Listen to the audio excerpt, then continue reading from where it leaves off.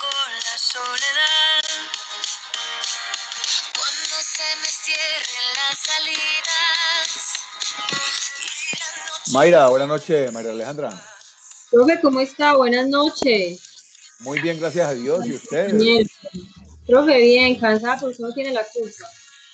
Yo también estoy cansado, pero usted no tiene la culpa, Mayra. Sí. Profe, le quería decir algo. Claro. Pues creería que somos el primer grupo en en exponer el tema, pero la verdad, Daniela está indispuesta. Sí. Porque creería que hoy no se va a conectar. Entonces quería preguntar qué posibilidad tenemos de que la dejemos para la próxima clase. Pues sí se puede, profe. No sé usted qué diga. Bueno, no, ahorita concretamos porque yo los quiero invitar dentro de 8 días a una tertulia cultural que tiene la universidad. Ahorita les cuento, Mayra, y nos ponemos de acuerdo, ¿le parece? Listo, profe, listo. Bueno, listo, Bueno, pues. muchas gracias, profe. Bueno. No, claro que sí. Profe, buenas noches. Hola, Lina. No, Angélica. Angélica, ¿cómo Angélica? ¿Cómo ha estado? Bien, bien. Bien, profe, ¿y usted? Muy bien, gracias a Dios, Angélica, bienvenida. Bueno, Angélica profe, María. Bueno.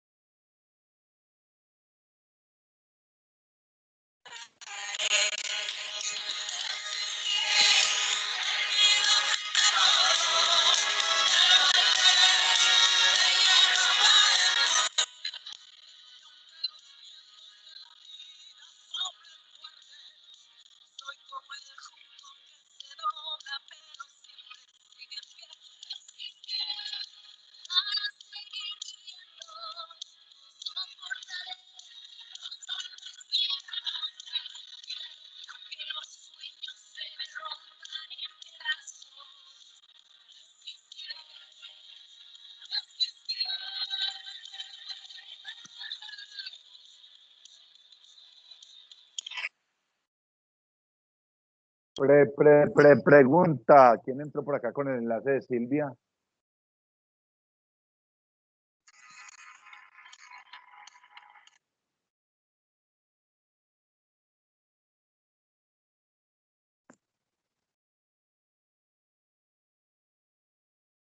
Luis Eduardo. Luisinho. Profe, buenas tardes, ¿cómo está? Hermano, bien, gracias a Dios. ¿Y usted cómo ha estado? Por acá saliendo de trabajar y a darle a la clase. Ah, bueno, eso está muy bien, hermano. Bienvenido. Gracias, Geraldine.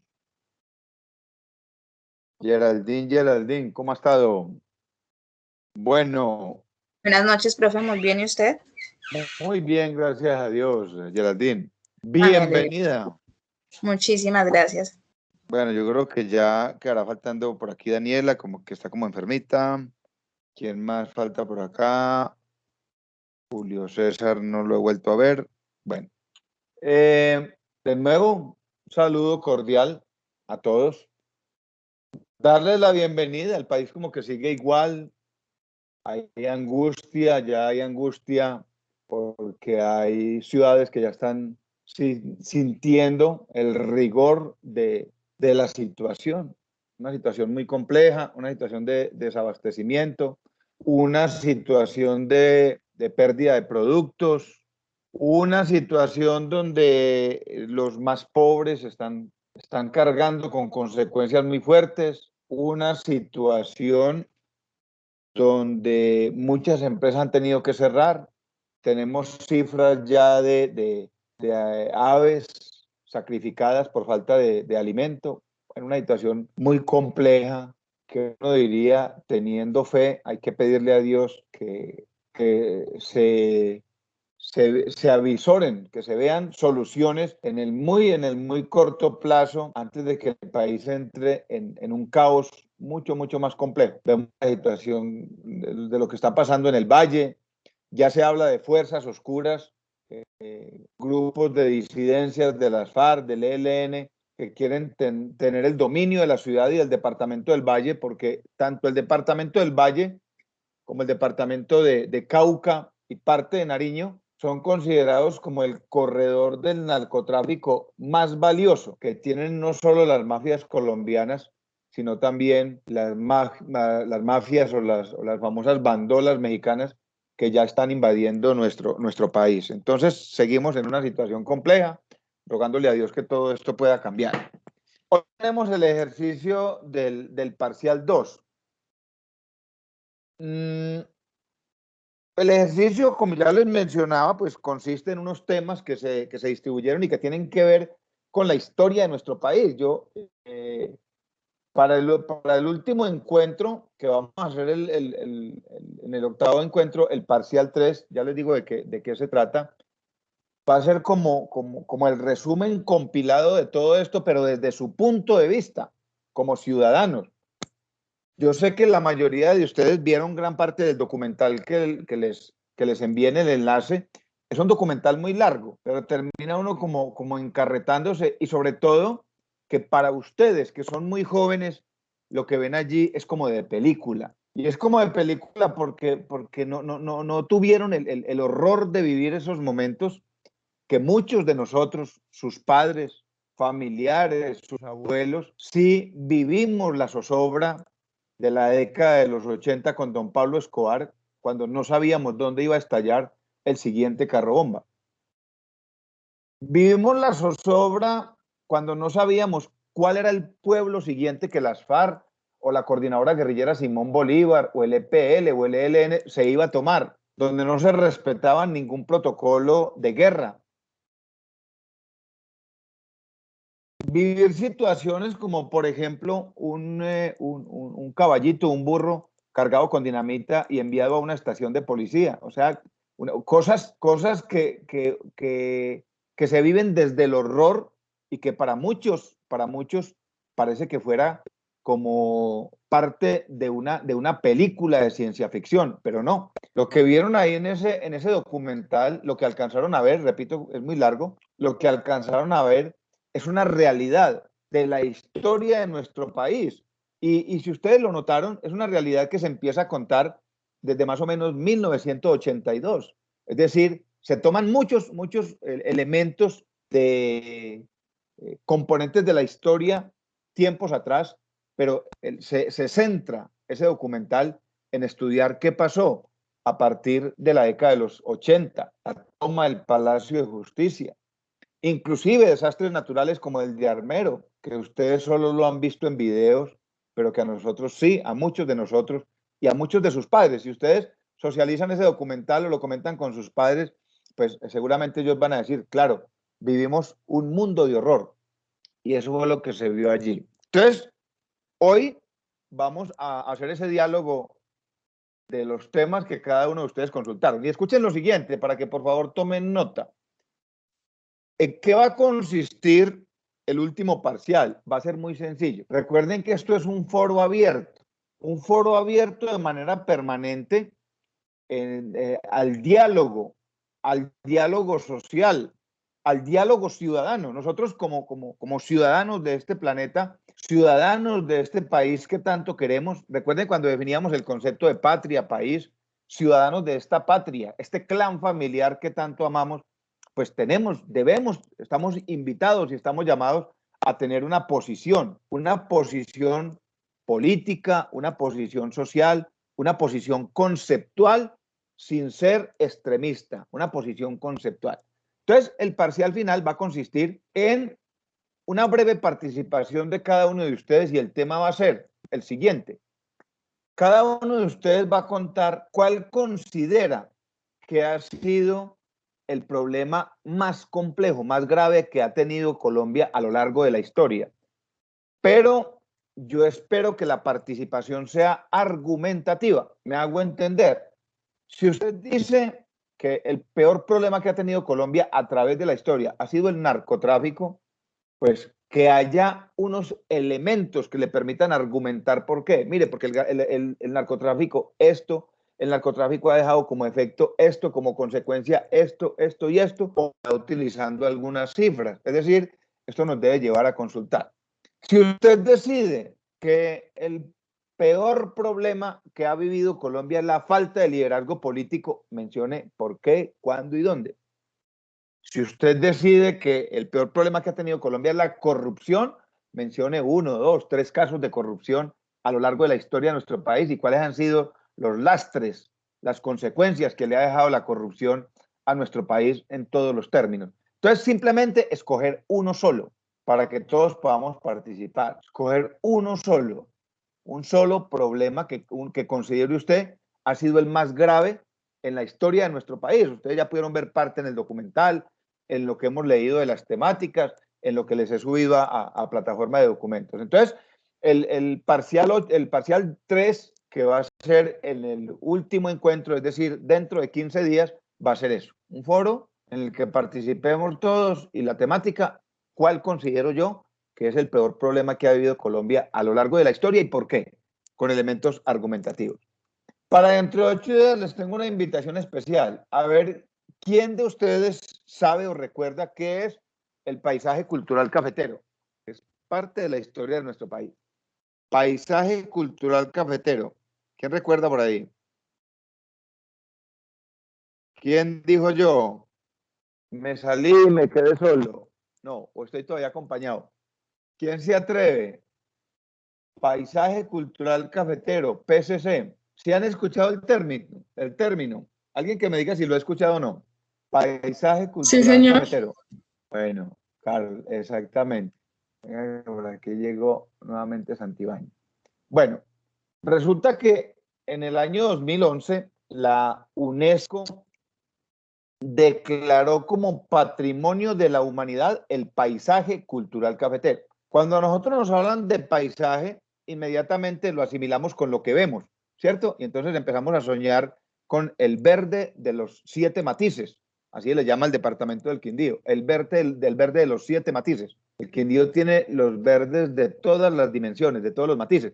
Entonces empezamos a imaginarnos lo que podemos ver cuando hablamos de paisaje. Pues resulta que la declaratoria de paisaje cultural cafetero se dio por 17 atributos que giran en torno al café, que ha sido un producto insigne de Colombia, que nos ha dado tantas glorias. Es más, los deportistas colombianos en el mundo entero se les dicen los cafeteros o se reconocen como los cafeteros por esa chapa, llamémoslo así coloquialmente, es decir, por ese reconocimiento que ha tenido Colombia a nivel mundial. Hasta mediados de 1980, cuando existía el Pacto Cafetero, el café colombiano era considerado el mejor café del mundo, el mejor café del mundo.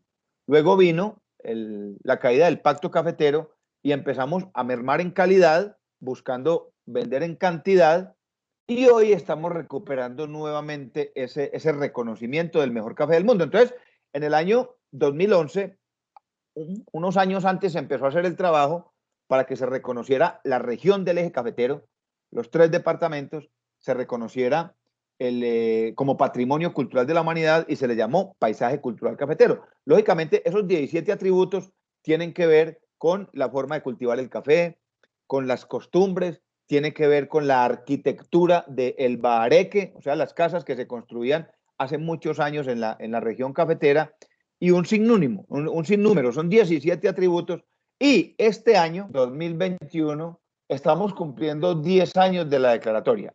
Sumado a eso, la Corporación Universitaria Remington realiza una actividad promedio cada 3, cada 4 meses.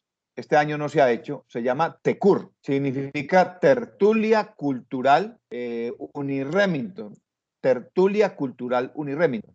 Este año iniciamos nosotros en la sede Armenia, porque la tertulia es nacional. Iniciamos en la sede Armenia organizando la tertulia de los 10 años del paisaje cultural cafetero y se va a transmitir por plataformas a nivel nacional, es decir, se vincula al encuentro gente de Medellín, de Pereira, de Manizales, de la gran mayoría de sedes que tiene la Corporación Universitaria Remington. La TECUR se va a transmitir desde Salento, desde un café de un señor muy conocido allá, que tiene una marca de café que es la marca Jesús Martín.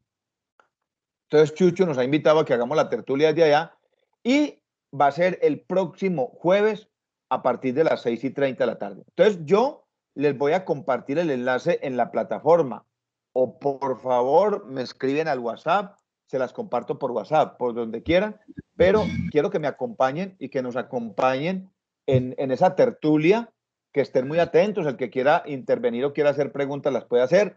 Vamos a tener 2 panelistas expertos en el tema de paisaje cultural cafetero. Nosotros como quindianos, pues mínimamente debemos conocer qué significa eso y para qué sirve eso. Entonces, dentro de 8 días, recuerden, no vamos a tener el foro, el encuentro presencial, sino que vamos a tener la asistencia a la tertulia Tertulia Cultural Uniremington, de 10 años de la Declaratoria del Paisaje Cultural Cafetero. Y al jueves siguiente tenemos el parcial final, que es el foro del que ya les hablé. ¿Dudas, preguntas, peticiones, quejas o reclamos?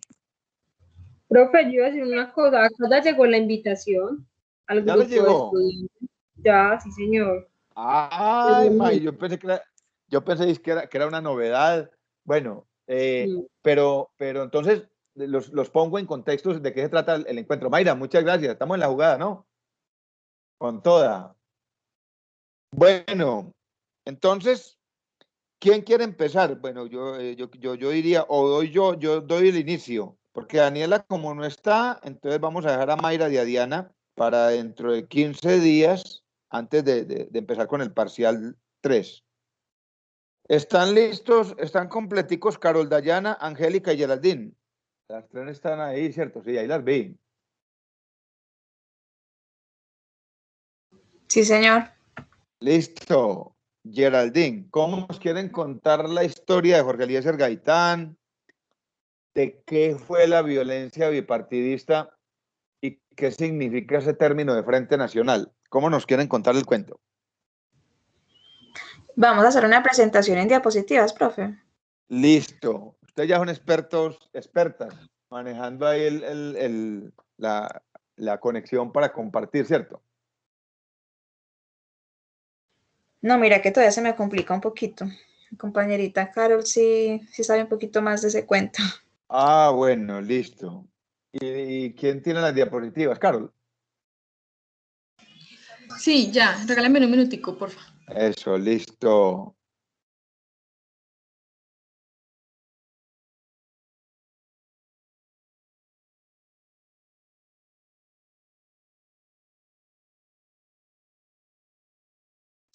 Hola, profe, ¿me escucha? Hola, Valentina, ¿cómo van? Bien, profe. Ahí la escucho muy bien. Ya regresó con toda Valentina, ¿sí o no?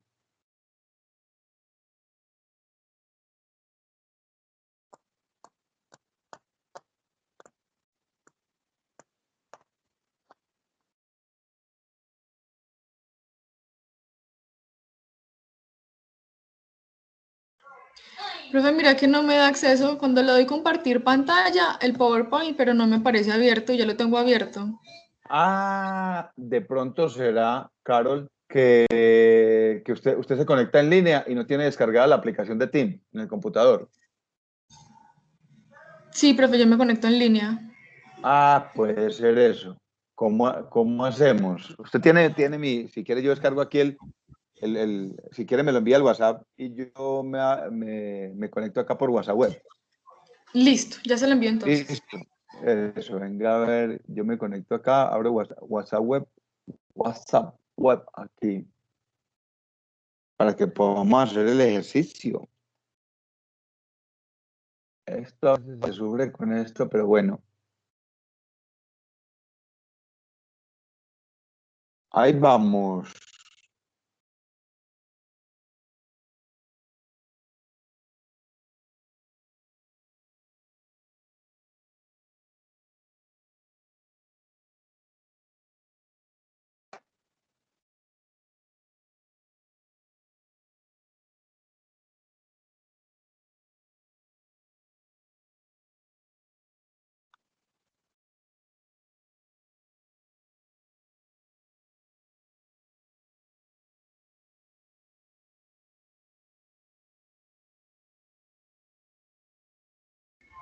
Listo, profe, ya se lo envié. Listo, aquí, eso. Jorge Eliezer Gaitán. Bueno, espera que aquí ya me está abriendo el WhatsApp. Esperemos que me abra, lo descargo y lo paso aquí a pantalla. Listo, ya por aquí abrió.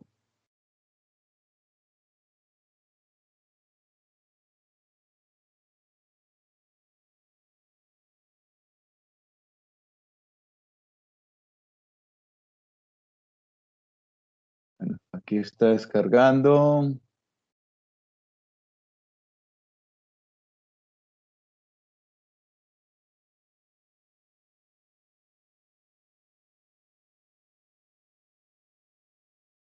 Ahí va con calma, listo. Aquí ya está abriendo.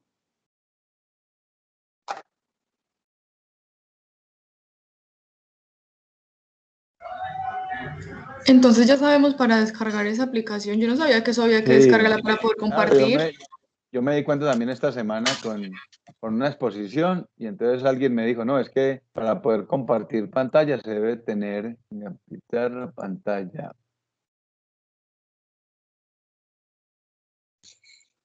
Profe, Sí, a ver si por acá la veo. Sí, sí, sí. Aquí desde acá. Aquí está abriendo.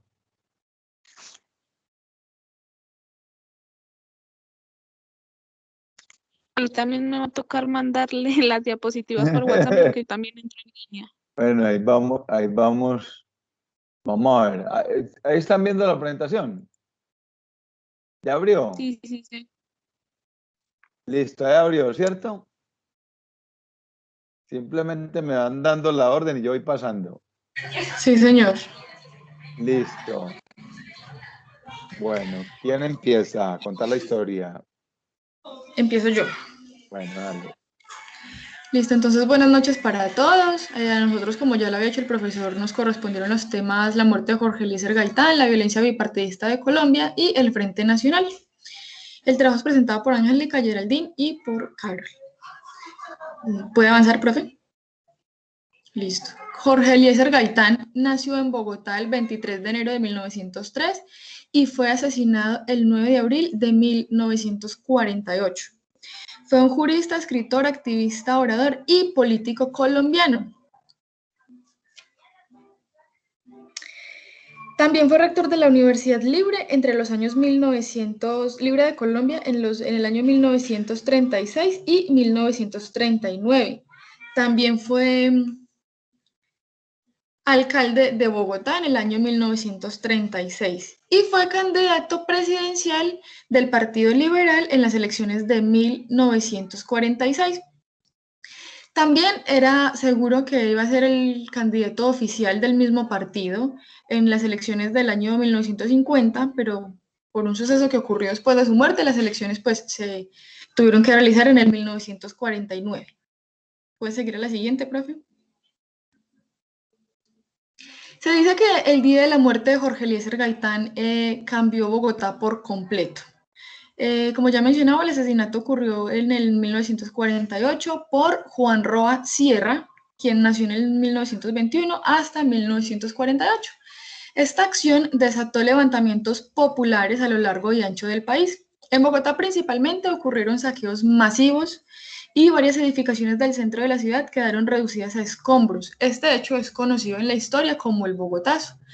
Fue o es más bien una era de violencia muy fuerte que azotó el país. Cabe destacar que al pertenecer al Partido Liberal, él era un político de izquierda. Acto posterior a su muerte, desató una violencia considerable. ¿Puede avanzar, profe? La situación desencadenó un cambio en la arquitectura de la ciudad. Años antes, había un grupo de ingenieros civiles y de arquitectos que estaban proponiendo al gobierno una reestructuración arquitectónica de la ciudad. No había sido posible por cuestión de costos, gastos. Sin embargo, pues al darse esta semidestrucción de la ciudad, vieron la oportunidad perfecta y fue cuando invirtieron en infraestructura.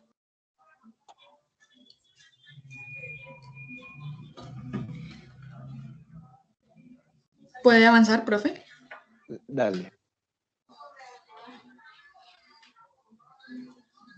¿Qué pasó ahí? Sí. Sí, ahí, perfecto. Listo. Sobre el presunto asesino, o más bien autor material del magnicidio de Gaitán, se sabe que fue brutalmente asesinado por la muchedumbre momentos después del asesinato del líder liberal. Su cuerpo desnudo y destrozado fue tirado al frente del Palacio Presidencial, donde permaneció por más de 2 días, tiempo en el que todo el que entraba al palacio tenía que observarlo. Jorge Eliezer Gaitán tenía una gran cantidad de seguidores, era un orador muy bueno, daba unos discursos excelentes. Sí.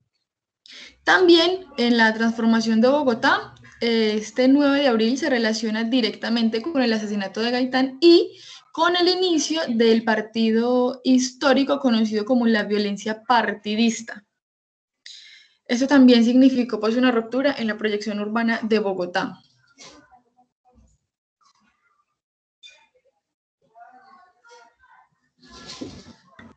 Profe, bueno, ese me tocó a mí. Pues si quieres, Sí. se va pasando, pues porque igual, pues yo saqué como un resumen de todo. Dale. Entonces, si usted quiere, va pasando. Bueno, Dale. la violencia bipartidista es la denominación del periodo histórico en Colombia entre 1925 y 1958.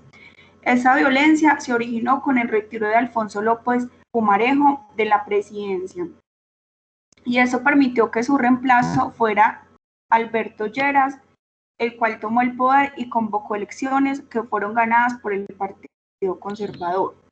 Este hecho desencadenó una serie de protestas y hechos violentos entre el Partido Liberal y el Partido Conservador, que sin haberse declarado una guerra civil se caracterizó por ser extremadamente violento. Este conflicto llegó a acentuarse con el asesinato del líder liberal Jorge Eliezer Gaitán. Esto ocurrió el 9 de abril de 1948. Su muerte activó una fuerte revuelta que tiene por nombre el Bogotazo. Este conflicto causó entre 2.000 a 3.000 muertos y la migración forzosa de más de 2 millones de personas, equivalente casi a una quinta parte de la población total en Colombia.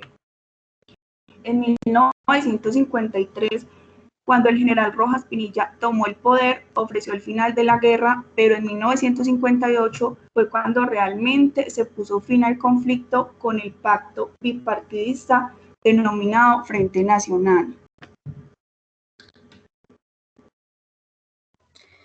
Listo, profe, puede cambiar, por favor. Listo.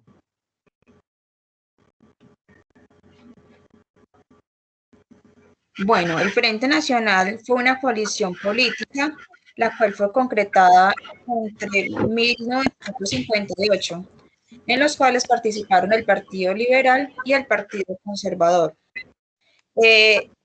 Eso fue como una manera de respuesta frente al inicio de la dictadura militar que se inició en el año de 1953. Frente a eso, su consolidación en el poder entre 1954 y 1956. Luego de una década de grandes índices de violencia y enfrentamientos políticos, se reunieron los representantes de ambos partidos, ya sea el Partido Liberal y Conservador, representando el Partido Liberal Alberto Lleras Camargo y por el Partido Conservador Lauro Gómez Castro. El motivo era discutir acerca de la necesidad de un pacto, o sea, la necesidad de restaurar la presencia en el poder bipartidista. ¿Puede cambiar, por favor? Sí, claro. Las causas del Frente Nacional. Bueno, brevemente las causas eran buscar una igualdad entre ambos partidos y buscar mejoramiento económico y social.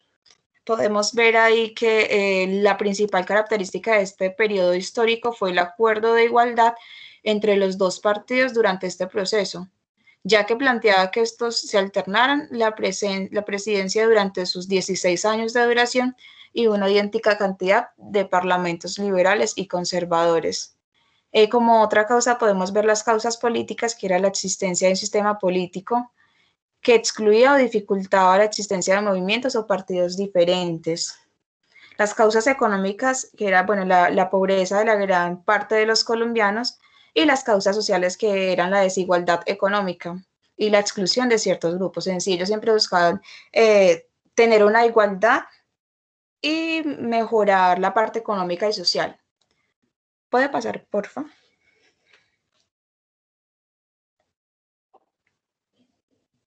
Sí pasó, sí cambió, ¿cierto? No, No ha cambiado. Pegó. no, señor. Listo, ahí ya. ¿Qué buscaba el Frente Nacional?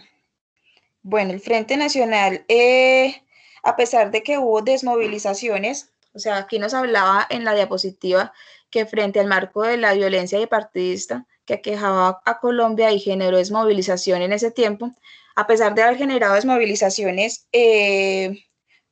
continuaron los problemas sociales, también económicos y políticos, los cuales llevaron al conflicto interno en Colombia, la cual se consideró como una democracia cerrada, en los cuales impidieron la participación de las fuerzas sin filiación, o sea conservadora o liberal.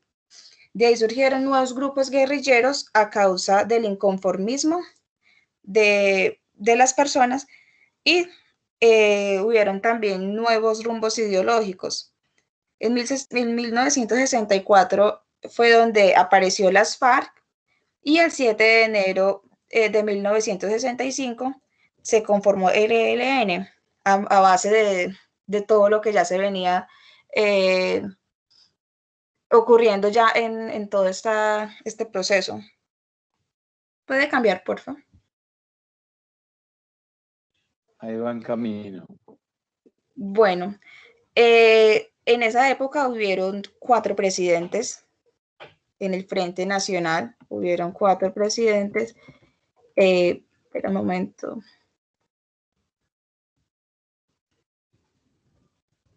¿Me escuchan? Ahí está, perfecto, lo estamos escuchando. Eso estuvo, por ejemplo, el presidente, bueno, Alberto Lleras Camargo, él fue uno de los que, bueno, inauguró el ferrocarril del Atlántico del aeropuerto del Dorado. También creó el Instituto Colombiano de la Reforma Agraria. Guillermo León Valencia estuvo en los periodos de 1962 y 1966, en las cuales en el periodo se propuso pacificar al país, estimuló las importaciones, aumentó la explotación de petróleo y se creó también la acción comunal.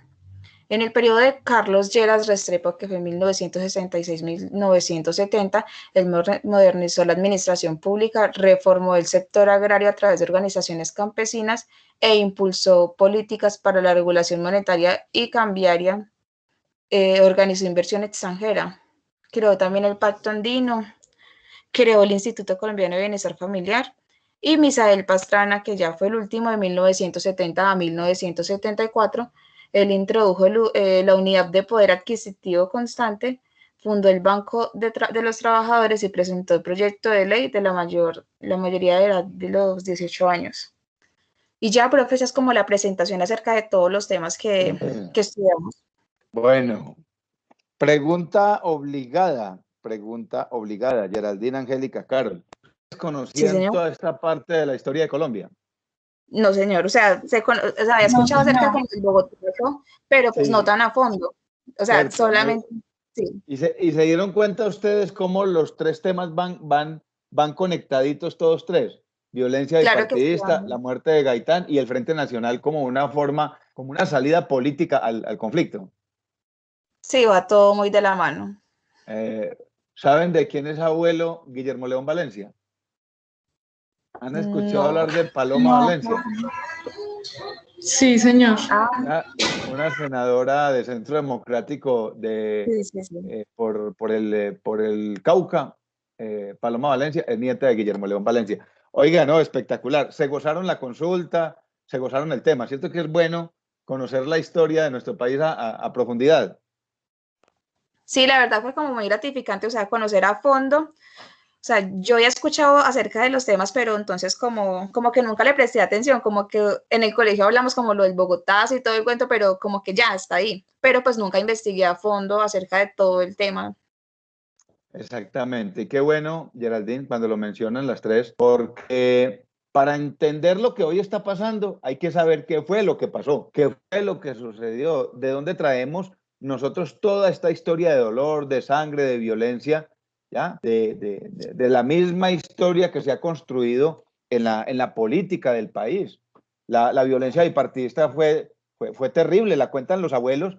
Qué bueno que ustedes en algún momento de su vida entablaron un diálogo con una persona de 70, 80 o inclusive de 90 años y que les cuente acá en el Quindío cómo fue la violencia. Y ellos lo cuentan. En los municipios cordilleranos los muertos los bajaban en volquetas, eran cantidades y eran muertos a machete, la gente se mataba a machete. Entonces, si el gobierno era conservador, la policía era conservadora y mataba a liberales. Y se cambiaba el sistema de gobierno territorial, porque entre otras cosas, hasta un momento de la historia la policía era territorial, la policía era municipal, no era policía nacional. Parte de la situación al resolver el conflicto fue crear una policía centralizada y de orden nacional. Bueno, las felicito, espectacular, muy buena exposición y veo que se gozaron el parche porque lo hicieron perfectamente. Un abrazo, muy buena. Dios las bendiga. Gracias. Bueno, excelente. Bueno, mecanismos de participación ciudadana. Laura y Lina, ¿cómo nos quieren, cómo quieren presentar el tema? ¿Quieren presentación, power, lo quieren hacer verbal, nos quieren contar la historia? Profe, nosotros tenemos Presentación. diapositivas, pero Sí, sí, pero pero está. no la hicimos por PowerPoint, sino por Genial. Y no sé si me dejé compartir la pantalla porque no tengo la aplicación descargada. Ah, y entonces, y eso es ¿qué? Un aplicativo nuevo, ¿qué? ¿Cómo llama? ¿Cómo llama? Lina. Genial, se escribe, Es parecido a un Prezi.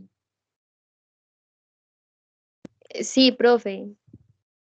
Bueno, ¿cómo le hacemos? Cuénteme a ver. Profe, pues a mí me aparece una opción que dice abrir Sí, bandeja de uso compartido. O hágale. también puedo como entrar por otra cuenta, sería la de mi hermana. Porque Sí, pues yo tengo la claro. aplicación, Sí, pero me dice que necesito una cuenta institucional.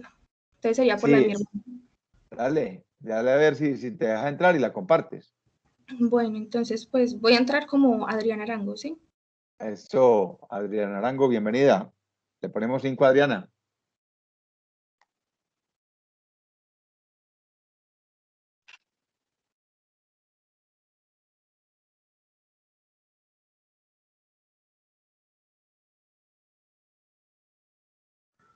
Profe, Listo, Laura, ahí está. Pero tienes que cerrarle el micrófono de uno de los dos. Eso. Y abres el de Laura, el de Adriana. Adriana María Arango.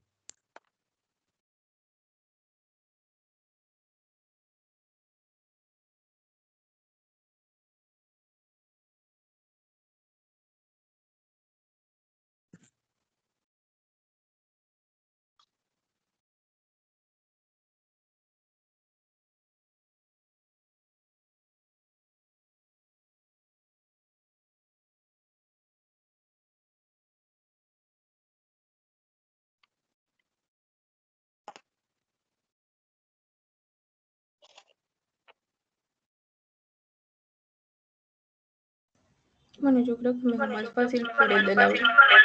Sí, mira a ver por cuál. Ah, sí, ahí está abriendo. Listo, sí, ahí está compartiendo. Sí, señorita Laura.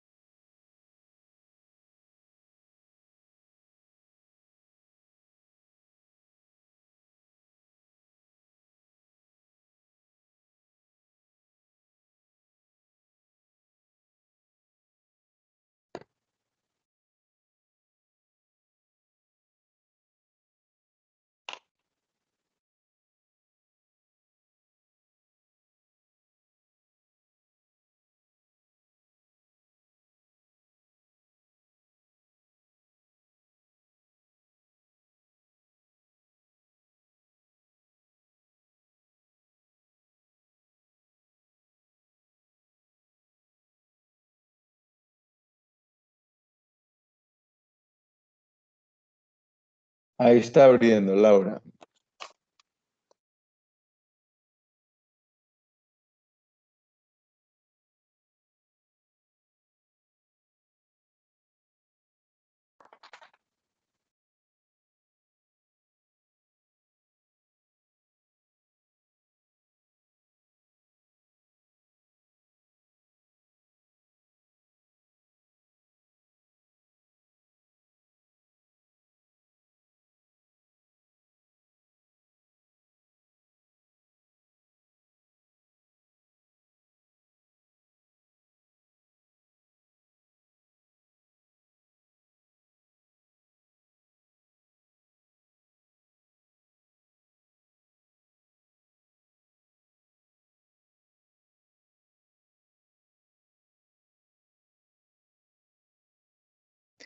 Profe, Sí, Lina. es que ella me dice que no se le escucha, que ya entra sin audio.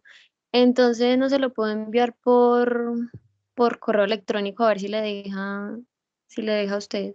¿Me deja descargar al correo o al No, WhatsApp? ahí ella pues le hace como una invitación y ya usted le da a abrir a la A la, diapositiva. a la diapositiva. ¿Me lo manda, me lo envía donde? ¿Al WhatsApp o al correo? Toca el correo electrónico, profe. Listo, aquí lo tengo, lo voy a abrir ya. ¿Y cuál es, profe? Jorge IPJ45 @hotmail.com. Jorge IPJ45 45 el número @hotmail.com.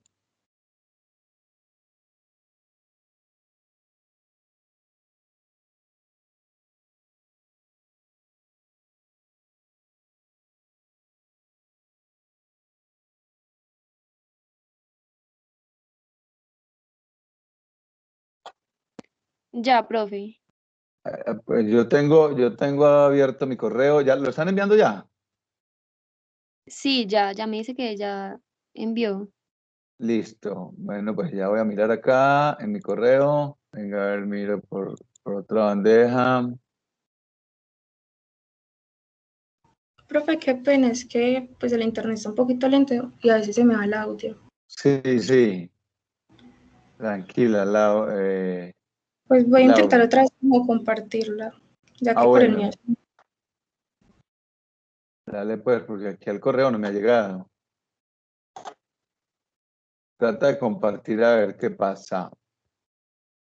Y si no, pues ustedes van viendo la presentación y nos van contando. Pero claro que me gustaría que los compañeros vieran, porque este tema es muy importante, ¿cierto, Lina? ¿Sí le notaron ustedes la importancia del tema? Sí, sí, sí.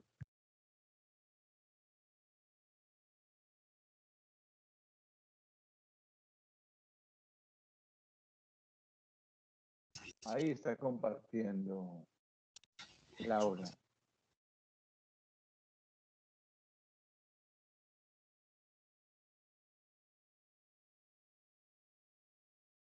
Ahí estamos viendo.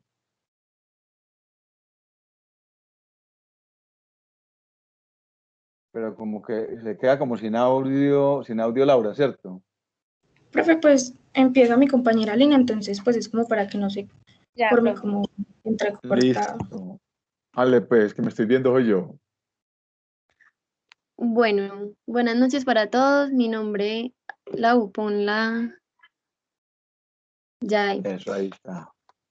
Buenas noches para todos. Mi nombre es Lina Fernanda Riaño y mi compañera, Laura Sofía Arango. súbalo otra vez, Lau.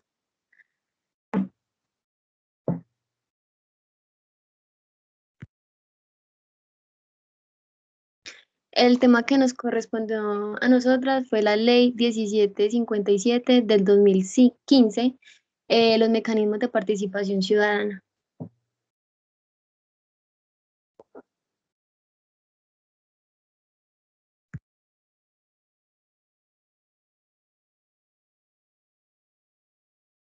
Bueno, a nosotras nos gustaría empezar por esta frase, es la falta de participación pública lo que proporciona poder a los corruptos.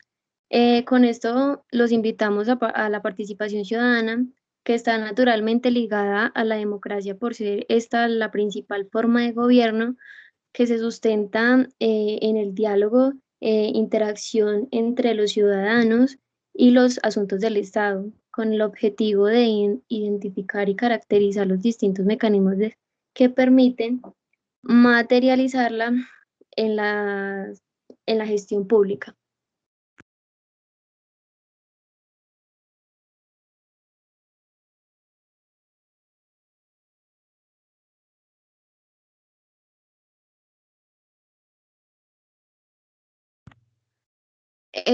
La ley 1757 de 2015 establece disposiciones en materia de promoción y protección del derecho a la participación democrática, donde el objetivo es promover, proteger y garantizar modalidades del derecho a participar en la vida política.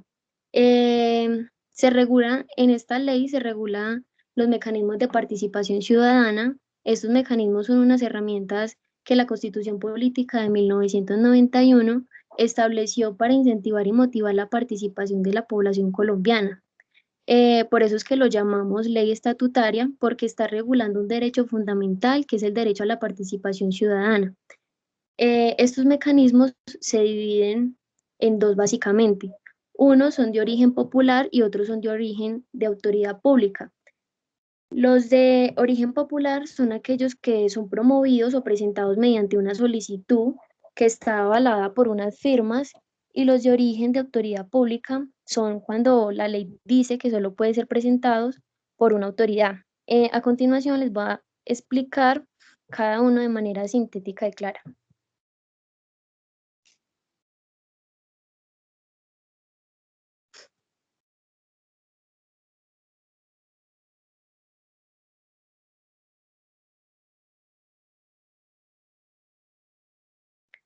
Bueno, los mecanismos de participación ciudadana.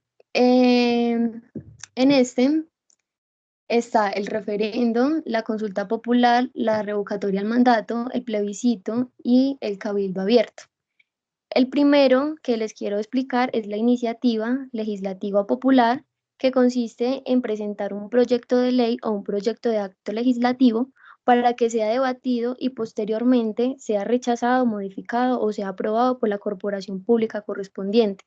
Es decir, se puede presentar un proyecto de ley, que es cuando usted quiere que un texto se vuelva ley, o un proyecto de acto legislativo, que es cuando usted quiere que un texto de la Constitución política sea modificado o sea adherido o sea derogado.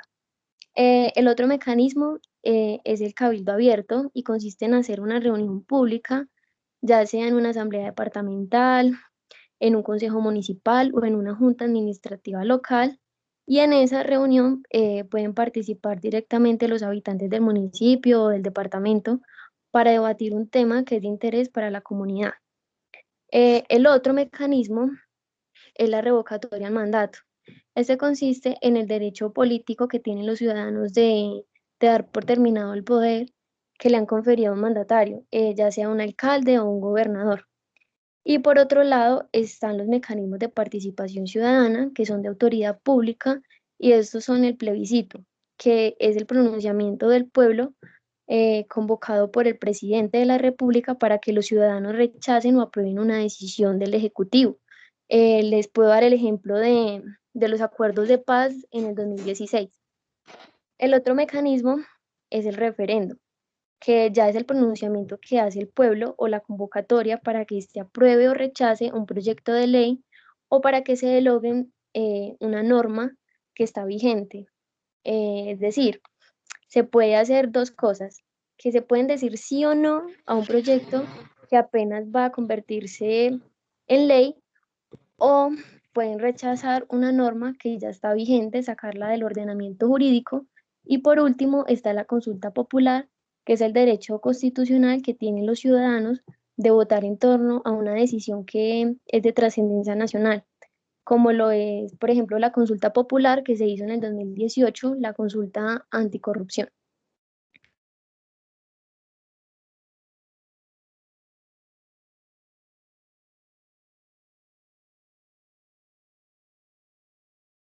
Bueno, profe, entonces les voy a explicar las reglas comunes a los mecanismos de participación ciudadana.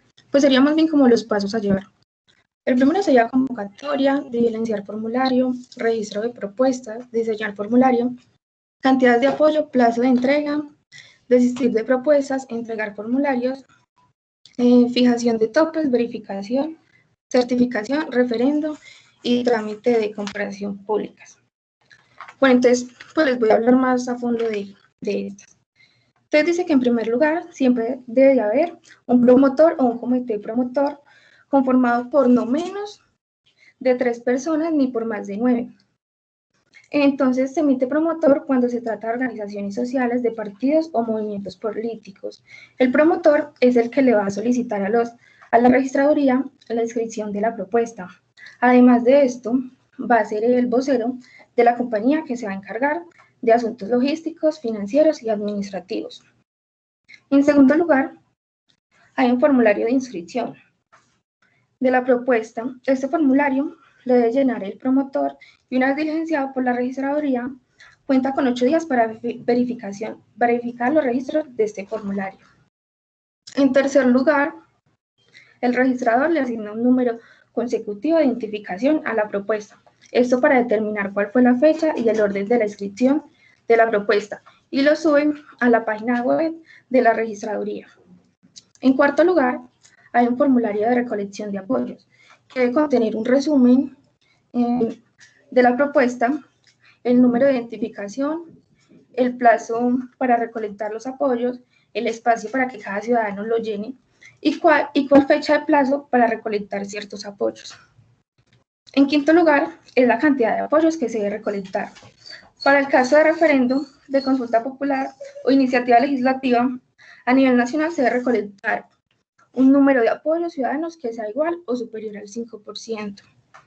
El sexto requisito es el plazo en el que se debe recolectar estos apoyos. Entonces, una vez inscrita la propuesta, corren 6 meses para recolectar estas firmas. Si vencido este plazo no logra completar los apoyos, se archiva la propuesta, pero en todo caso, se entrega un estado contable de todo lo que se recibió, ya sea en apoyos de especie, en dinero, en personas naturales o jurídicas. Y el tope lo fija el Consejo Nacional Electoral. Después de este registro, el registrador cuenta con 40 a 45 días de calendario para verificar estos apoyos y pueden ser anulados por diversas causas, ya sea porque son erróneos, porque son repetidos, porque están incompletos, entre otros. Después de esta, el registrador emite una certificación para que el total de estos apoyos, los nulos, los que son válidos y cumplen con los requisitos legales, constitucionales y entre otros. Después de emitir esta certificación, entonces el registrador envía a cada una de las corporaciones correspondientes todo lo articulado, la propuesta, el número del promotor, el nombre de la propuesta, para que allá le den el trámite correspondiente.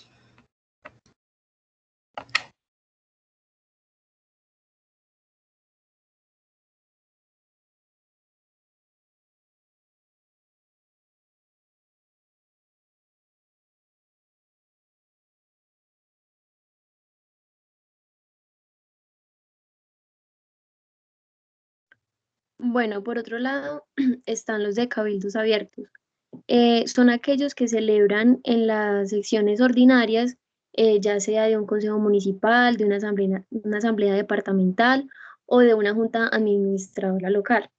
Para el caso de corregimientos o de centros poblados, si no están en secciones ordinarias, pues deben esperar a que inicie el nuevo periodo de secciones ordinarias.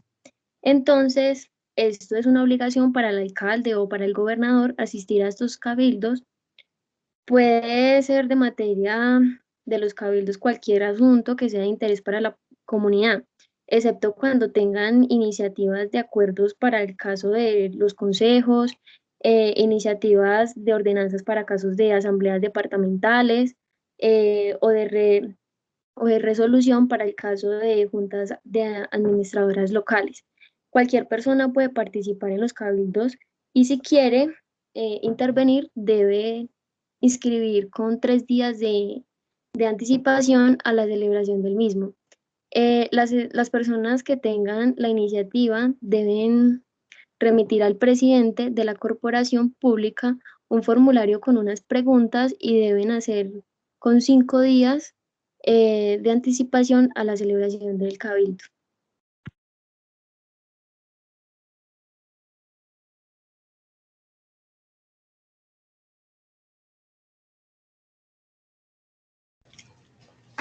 Bueno, la rendición de cuentas. La rendición de cuentas es un espacio de interlocución entre los servicios públicos y la ciudadanía. Tiene como finalidad generar transparencia, condiciones de confianza entre gobernantes y ciudadanos. Sirve además de insumo para ajustar proyectos y planes para su realización.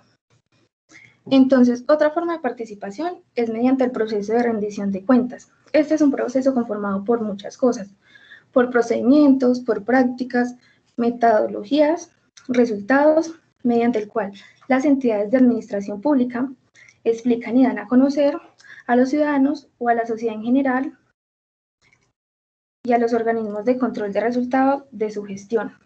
Para esto, cada entidad debe tener un manual único de rendición de cuentas, pues este va a ser una guía obligatoria para todas estas entidades para saber cómo van a desarrollar todo este proceso de rendición de cuentas y deben contener la metodología de cómo lo van a hacer, temas de interés para la comunidad, información sobre el comportamiento de la participación ciudadana, entre otros.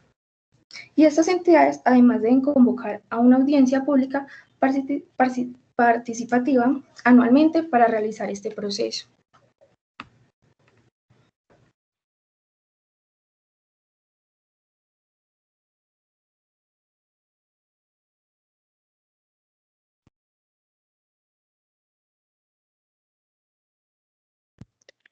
Bueno, otra alternativa es el control social público, que es el derecho y deber que tiene todo ciudadano para prevenir, racionalizar, proponer, acompañar, sancionar, vigilar y controlar la gestión pública. Esta otra alternativa para participar es algo que se llama el control social público. Este es un derecho y un deber de los ciudadanos al intervenir, ya sea de manera individual, a través de organizaciones, a través de redes sociales, en la vigencia de una administración y sus resultados. También lo podemos hacer mediante la prestación de derechos de petición, denuncias de quejas, interponiendo acciones constitucionales y legales. Además de eso, se pueden llegar a acuerdos con medios de comunicación, universidades, organizaciones no gubernamentales para recibir apoyos logísticos, operativos, financieros y pues asimismo se pueden coordinar otras instancias de participación ciudadana para compartir información, para compartir experiencias y por último, pues los estudiantes que estén ya en su último grado, ya sea de programas de formación complementaria como lo son los técnicos o los tecnólogos, pueden hacer sus pasantías y sus prácticas en organizaciones que se encarguen de hacer control social.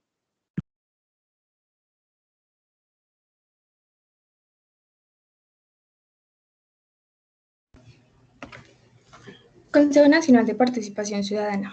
Asesoría al Gobierno Nacional es la definición, promoción, diseño de seguimiento y evaluación de políticas públicas de participación ciudadana en Colombia. Se define su composición, funciones, entre otras. Entonces, la autoridad máxima de materia de participación ciudadana es el Consejo Nacional de Participación Ciudadana. Este consejo es el que se encarga de asesorar al gobierno en todo lo que tiene que ver con la política. Su coordinación está a cargo del Ministerio de Interior y del Departamento Nacional de Planeación y cumple las siguientes funciones. Tiene que enseñar el Sistema Nacional de Participación Ciudadana, a asesorar al gobierno sobre cuáles son los métodos más idóneos para financiar la participación en el país. Asimismo, presenta un informe anual al Congreso de la República sobre cómo está la situación del país en el tema de participación ciudadana. De igual modo, crea unos incentivos para que las entidades privadas se motiven a participar y a invertir en programas, planes y proyectos sobre participación. Y por último, pueden crear su propio reglamento.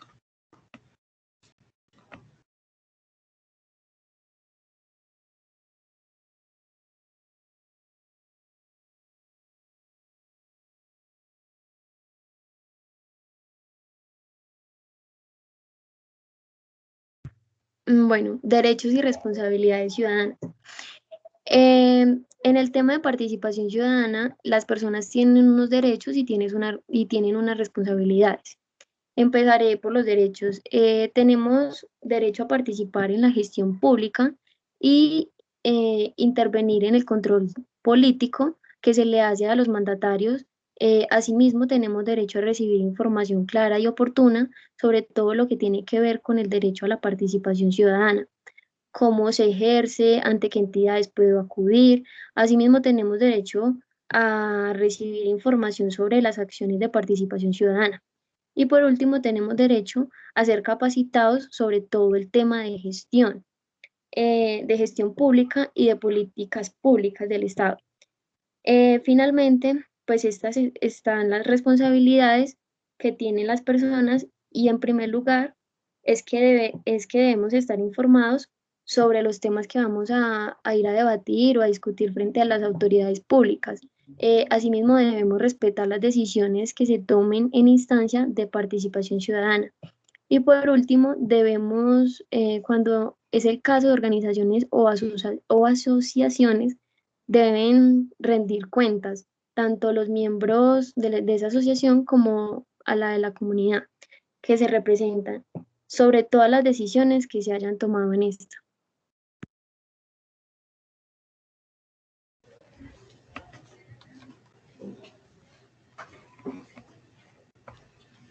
Veedurías ciudadanas.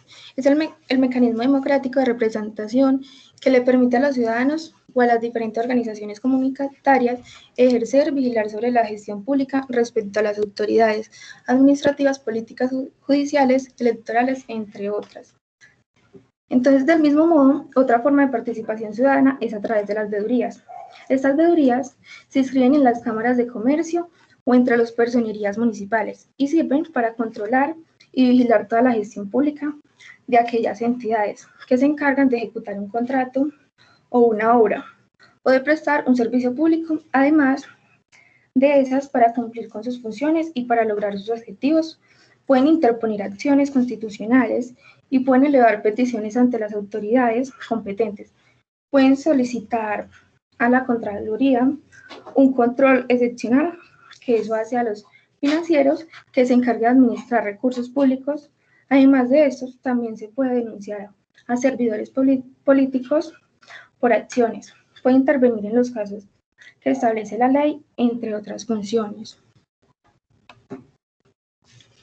Bueno, entonces también queremos cerrar con otra frase que dice: la democracia significaba que todo hombre tenía derecho a ser oído y las decisiones tomadas conjuntamente como pueblo. Entonces, basado en lo anterior, el propósito es sintetizar los roles que juega la participación ciudadana en los diferentes enfoques y modelos de democracia, identificar los mecanismos que permite poner en práctica y pueden ser de utilidad para profundizar y complementar las instituciones con dispositivos de participación e ideas democráticas.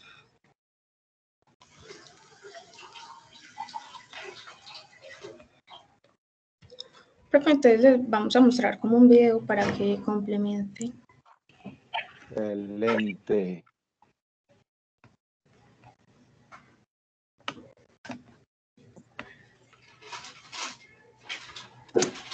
¿Sabías que la participación es un derecho que tenemos como ciudadanos? ¿Y sabes que, como ciudadanos, tenemos el deber de informarnos? Sí, la participación ciudadana es un derecho y un deber. Tú puedes participar y contribuir al cambio. Conoce las herramientas, espacios y mecanismos de participación que tienes a tu alcance para incidir en la transformación de la vida política, administrativa, económica, social y cultural de tu municipio, tu departamento y de toda la nación. En la Ley 1757 de 2015 encontrarás más información acerca de cómo participar. Visita participación.mininterior.gov.co y sé parte del cambio en tu comunidad e infórmate sobre los mecanismos con los que cuentas para construir un país en paz. Listo, profe, muchas gracias. Gracias, profe. ¿Me puedo atrever a decir algo, Laura y Lina? Señor. Ustedes ya conocían del tema, ¿cierto?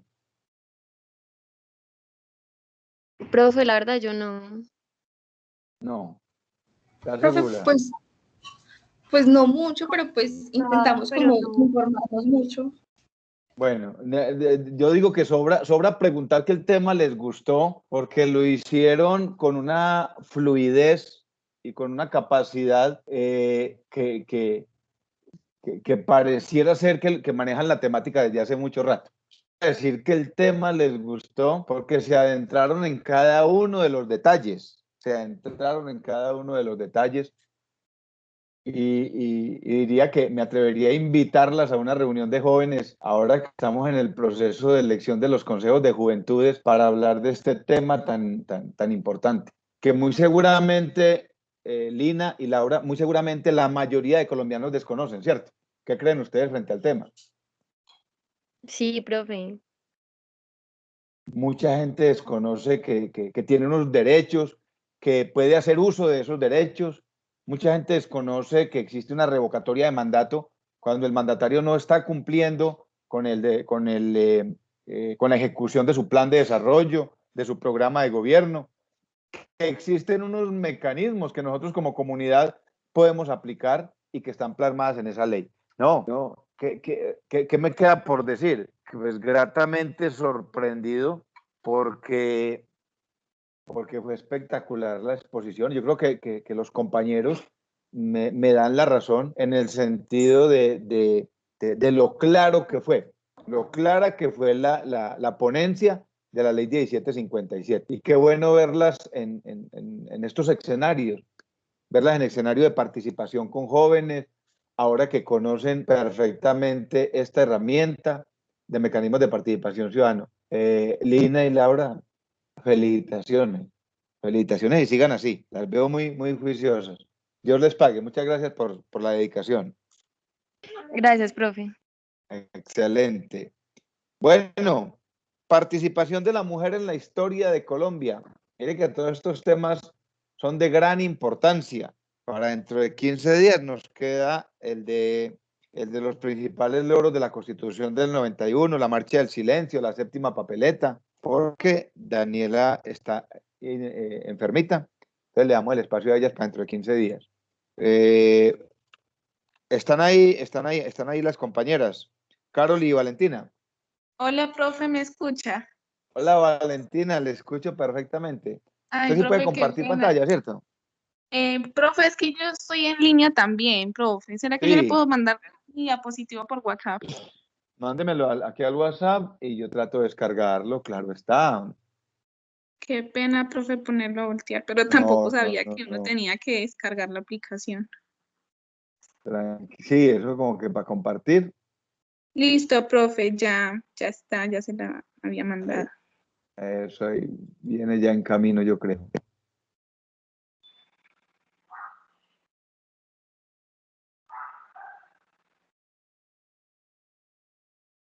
Ya, listo. Por acá llegó. Vamos a buscarla. Es un PDF. Sí. Ah, está por WhatsApp, ¿verdad? Vamos a buscar aquí. Digo que... ¿Dónde tendré aquí abierto el WhatsApp? Acá.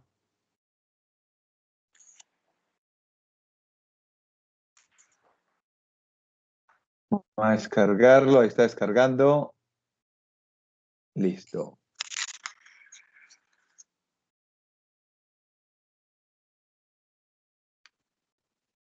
Le bajamos un poquito al zoom. Ok, ¿cómo lo abrimos acá? Ah, no, descarguémoslo. ¿Cierto? Ah, no, ahí está. Ahí se va viendo, ¿cierto? Sí, señora. Ahí se está viendo. Venga, le bajamos Sí. un poquito al zoom a ver cómo se ve. Ahí. Voy para arriba. Ahí. ¿Sí lo están viendo ahí? Sí. Mis compañeros, no sé qué tal lo vean. ¿Usted lo está viendo? Sí. Sí, señor. Listo. Quien puedan. Aquí está doña Carola, vean. María Eugenia Rojas de Moreno Díaz. Listo, bien puedan. La participación de la mujer, el papel de la mujer en la historia de Colombia. Profe, usted sacó a mi compañera. Ay, ¿verdad? No, Sí. le damos el ingreso nuevamente. Ah, sí, hay personas en la sala esperando. Espera, le damos ingreso acá. Listo. Ahí está, Carol. Claro, ya vi. ¿Se está viendo el PDF o ya no? No. No, ya no. Listo. Ahí están las dos ya. Listo. Profe, Ahí se gracias, está qué viendo. pena, es que me ha sacado de la sala. Yo la Profe. saqué corriendo. Ahí sí está viendo el PDF. Sí, profe. Listo. Eso. Bueno, Bueno, profe, muy me bien, presento, mi nombre es Carol Rodríguez. A mí me correspondió el papel de la mujer en la historia en Colombia con mi compañera Valentina Sosa.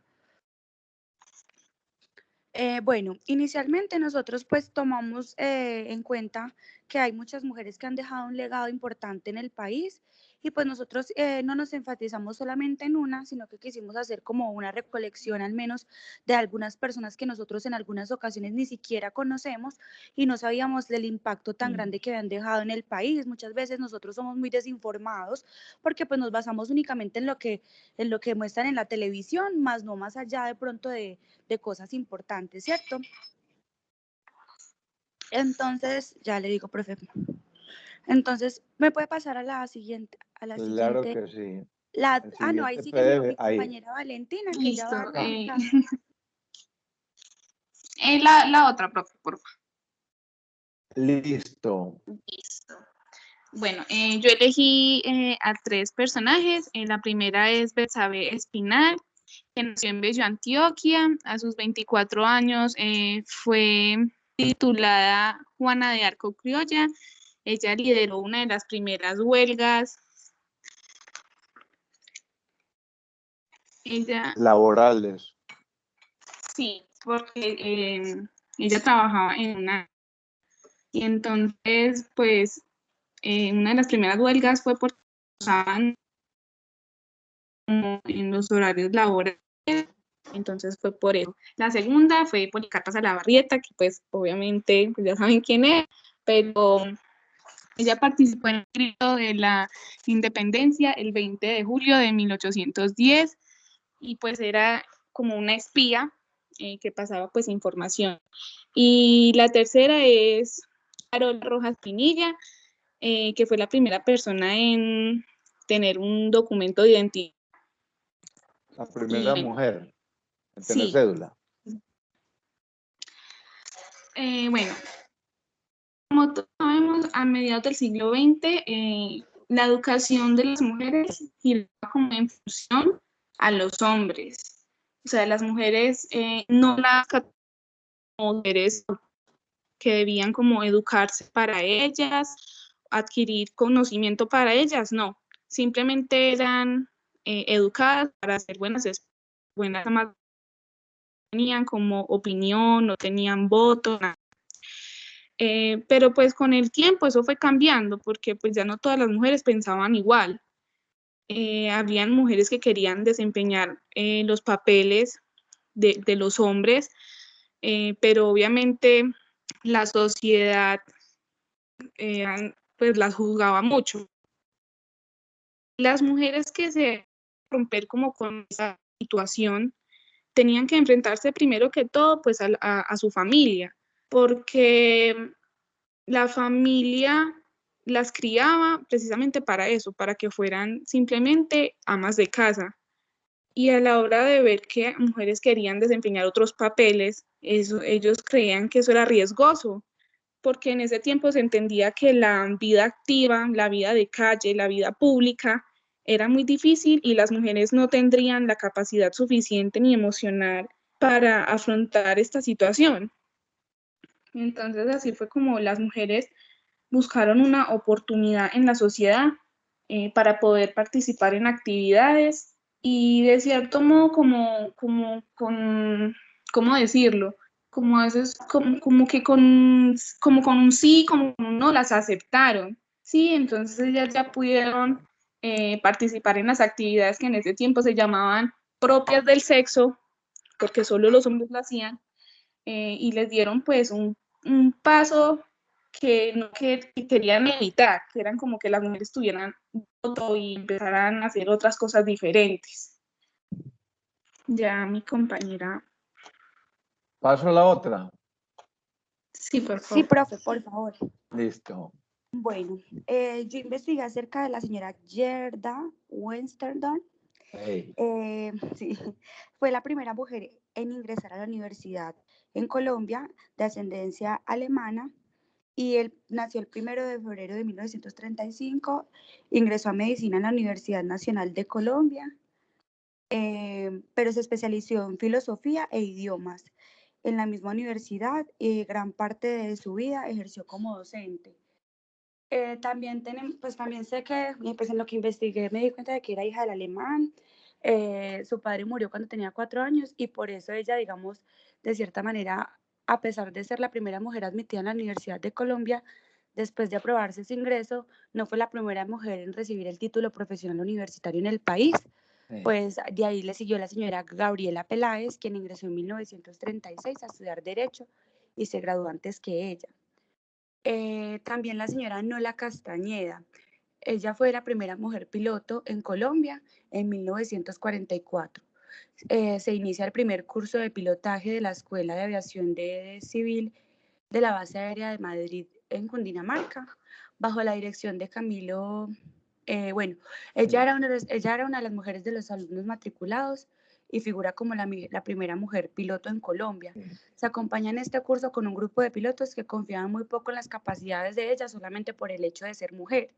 Y asimismo, ella fue negada la licencia de pilotaje por ser mujer, a pesar de que ella tenía mejor puntaje que los hombres. Entonces, se podía presenciar que muchas veces, en décadas pasadas, la mujer era muy subestimada simplemente porque estaba como visualizada solamente para ser la ama de casa, la que atiende un hogar, y entonces alguna mujer se destacaba tal vez porque quería, pues no sé, progresar o probar sus habilidades, y las personas, más que todos los hombres, no creían en esas habilidades que como mujer podía tener. De ahí la señora Adriana Ocampo, que es una geóloga planetaria colombiana y directora del programa de ciencia de la NASA. Ocampo, junto a sus colegas, fueron los primeros en identificar un anillo cenote a través de imágenes satelitales, la única impresión superficial del cráter de Chicxulub. Ella nació el 5 de enero de 1955 en la ciudad de Barranquilla. Pues tras de eso vienen muchos su enfoque y su estudio y su concentración, que fue enfocado directamente pues en investigar referente a toda la parte, pues sí, se enfocó como en eso de la NASA, y inicialmente también sucedió lo mismo, de que decían que, por ejemplo, tras de que era colombiana, pues era una mujer, entonces que muchas veces subestiman mucho esa parte intelectual de una mujer, bueno, en ese tiempo, que ya ella pues, eso fue, ya le digo en qué año, profesor, perdón, por acá dice, 1955, ella nació en 1955. Sí. Y ya, profe. No, excelente. Carol y Valentina. Sí, señor. ¿Será que la representación y el reconocimiento de la mujer en nuestro país ha cambiado o se sigue manteniendo ese estigma sobre la mujer en el tema de género? Muy bacana la exposición. Cogieron mujeres que seguramente son incógnitas para muchos. Sí, cuéntenme. Sí, señor. Pues, por ejemplo, nosotros podemos presenciar que a veces nosotros decimos que eso ya pasó, pero inconscientemente todavía hay cargos que mujeres no pueden tomar porque dicen, no, es que es mujer. Entonces, pues ya no tanto como en el tema de la policía o de los militares, sino, por ejemplo, hasta ahorita acá en Colombia, no sé, de verdad, si estoy equivocada, no sé, pero yo hasta el momento, en los años que tengo, no tengo conocimiento de alguna mujer que haya sido presidenta, por ejemplo. No hemos tenido la primera mujer presidenta. Apenas Bogotá acaba de tener la primera alcaldesa electa por voto popular, mujer. Sí, Valentina. Sí, señor. Profe, pues yo creo que, digamos, ya no nos estigmatizamos tanto, o sea, no, lo hacen, pero a la vez no. Sí, hay gente que todavía dice que por ser mujeres no podemos hacer tal cosa, pero digamos, hay mujeres que, sin embargo, superan a los hombres, y por eso tal vez es que como que siempre nos tratan como el sexo débil, porque tal vez a ellos como que no les gusta, de saber que las mujeres sí podemos lograr lo que nos dicen, y que entre más nos digan, no, usted no puede, sí lo vamos a lograr y lo vamos a hacer mucho mejor que incluso un hombre. Eso es perfecto. Valentina y Carol, excelente exposición. Le pusieron el alma. Claro, como mujeres lo tenían que hacer. Un ejemplo claro, y es que la mujer sigue siendo tímida, sigue siendo tímida. Hay muchísimas que sacan la cara, ustedes que están estudiando, que se están formando, pero escuchen lo siguiente. En Colombia, en política, existe una cosa que llama la ley de género, que inclusive va a cambiar ahora con el nuevo código electoral. La ley de género dice que toda lista al Congreso de la República, a las asambleas departamentales, a los consejos municipales y a las juntas administradoras locales, dice, debe tener mínimo una participación del 30% de mujeres. Ahora eso va a cambiar, va a pasar al 50%, pero escuchen lo siguiente. La gran mayoría de mujeres no quieren participar en procesos políticos. No, qué pereza, no, qué susto, no, no, a mí no me metan ahí. Y lo más grave aún es que las ponen en los renglones como el relleno, o sea, como el cumplimiento de la norma, más no con la expectativa de que ella va a ser la triunfadora de esa lista, la ganadora de esa lista. Hago una pregunta. ¿Ustedes saben por qué la universidad lleva el nombre de Remington? ¿Quién ha escuchado la historia? Cortiquitica la cuento. ¿Se les ocurre algo? No, ustedes todos son muy jóvenes. ¿Ese nombre con qué lo pueden asimilar? Bueno, les cuento la historia en 2 minutos. En 1 minuto. Remington es el nombre de una máquina de escribir. Antes de los computadores, antes de las tablets, antes de los celulares, nosotros los viejitos, a nosotros nos tocaba, era una obligación en las oficinas, trabajábamos, era con máquinas de escribir. Primero fueron manuales, luego vinieron unas eléctricas y luego unas electrónicas y de ahí dimos el salto al computador. Esas primeras maquinitas, unas eran muy bonitas, fáciles de cargar, venían en maletica, habían de varias marcas. Las marcas más conocidas en Colombia eran Brother, Olivetti y Remington. La Remington era fabricada en Estados Unidos. Y ustedes dirán, bueno, ¿y qué tiene que ver la universidad con esa maquinita de escribir? Pues resulta, ¿y qué tiene que ver con el tema que acaba de exponer Valentina y Carlos? Pues resulta que el fundador, el creador de la universidad, don Gustavo Vázquez Betancourt, en el año de 1916, ellas mencionaron que la primer mujer que pudo entrar a una universidad en Colombia, ni siquiera era colombiana, una mujer de ascendencia alemana, entró en 1935 a estudiar. Y escuchen lo siguiente, ya en 1916, don Gustavo Vázquez Betancourt estaba pensando en la mujer y creó en Medellín el Instituto para Formación de Secretarias Ejecutivas, secretarias con A, secretarias ejecutivas. Hace 30 años una secretaria ejecutiva era la subgerente de una empresa. No era la que le manejaba la agenda al gerente, no, ella era la que organizaba y planificaba el quehacer de la organización, la secretaria ejecutiva. Y don Gustavo creó el Instituto Remington para formar mujeres, para darle la oportunidad a que las mujeres cambiaran ese rol de amas de casa y se convirtieran en gestoras del desarrollo económico y social, lógicamente cumpliendo ese doble rol. Imagínense si sufre una mujer hoy en día que sale de trabajar y tiene que llegar a la casa a recogerle los zapatos al esposo, a recogerle las medias que las deja en la sala, si sufre hoy en día que se supone que estamos en otra era del feminismo y de otros conceptos, ¿cómo sufrirían en esa época? Para estudiar, para trabajar y para llegar a la casa a lidiar con 5 o 6 muchachitos. Valentina y Carol, muy buen tema. Felicitaciones, Dios las bendiga. Sigan así, de juiciosas. Gracias, profe. Gracias, Muy profe. amables. Bueno, nos vamos con la revolución de los comuneros y la revolución de los pasquines. Están por ahí Santiago y Andrés Felipe. ¿Siguen con nosotros?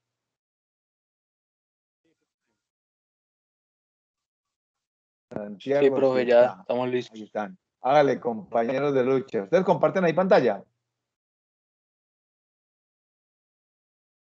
No, profe, Bueno, creo que le va a enviar el trabajo por el WhatsApp. listo. ¿Lo tienen en algún PDF o lo tienen o en presentación? Ya lo mando, profe.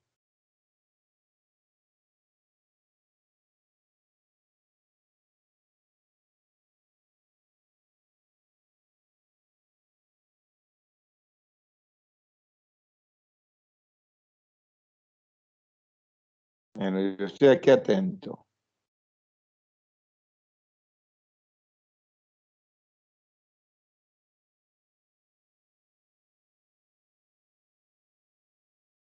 Bueno, por aquí como que llegó, sí. Vamos a buscarlo.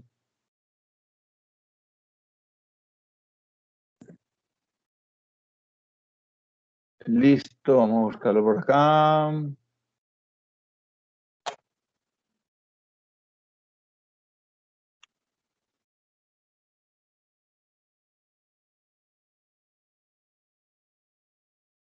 La revolución de los comuneros y los pasquines. Bueno, aquí está descargando.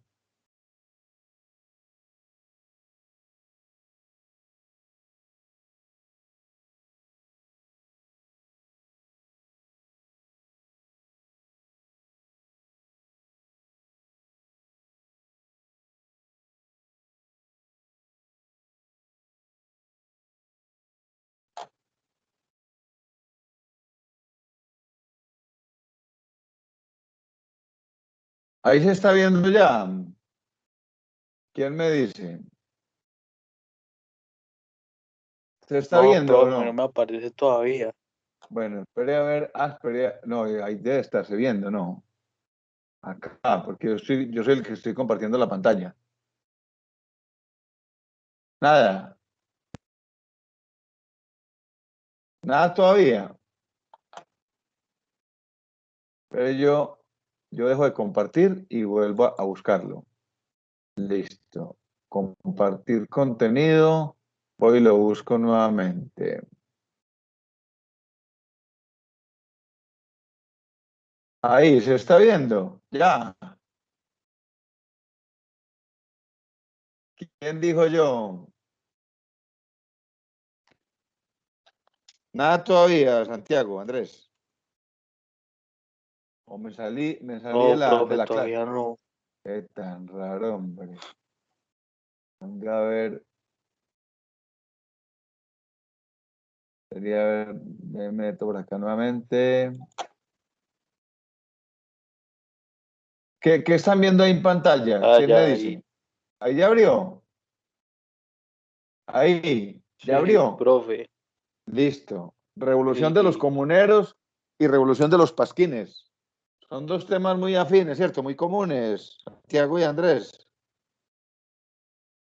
profe, pues la verdad, la revolución de los pasquines es muy duro. Toca leer ¿Cierto que mucho. sí? Sí. Hay muy poquita información de eso. Sí, hay muy poquito, pero por lo menos medianamente la historia. O sea, ¿en qué consistió? Muy brevemente. Profe, pues el de los pasquines eran como mensajes en las paredes para otras personas, Sí. como para, ¿cómo se dice? Estados, algo así, mensajes así puestos en público. Puesto en público, en murales, en postes de los pueblos, ¿sí o no? En ¿Quiénes postes, paredes, eso sí. Listo, pero hágale, tranquilo. Ah, bueno. No, Ustedes se listo. centraron más en la revolución de los comuneros, ¿cierto? Sí, Hágale, tranquilo, les dejo la libertad. Bien, pues, muchachos. Me dicen cuándo les voy pasando. ¿Puede pasar, profe, la diapositiva, por favor?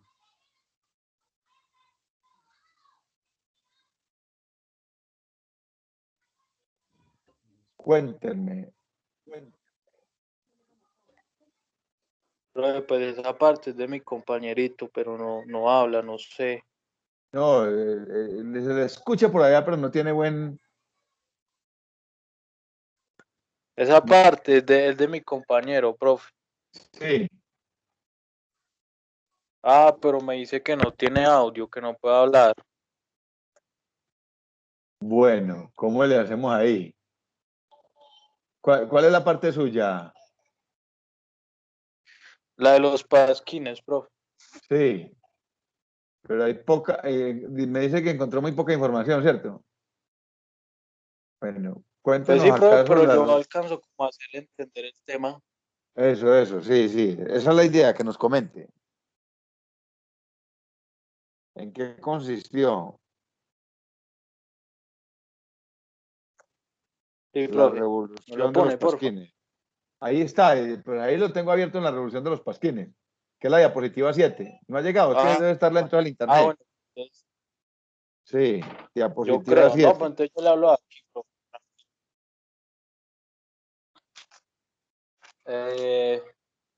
La revolución de los pasquines se originó en Roma a principios del siglo XVI, cuando surgió la costumbre de colocar escritos con críticas satíricas en la estatua del Pasquino.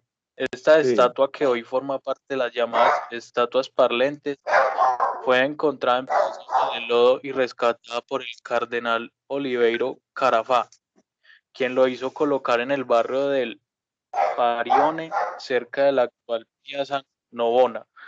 Existen muchas teorías sobre el origen de la dominación de la estatua, pero la más aceptada es la Giacomo Mazzocchi, quien afirmaba que Pasquino era el nombre de un maestro que graficaba avecinando en el barrio.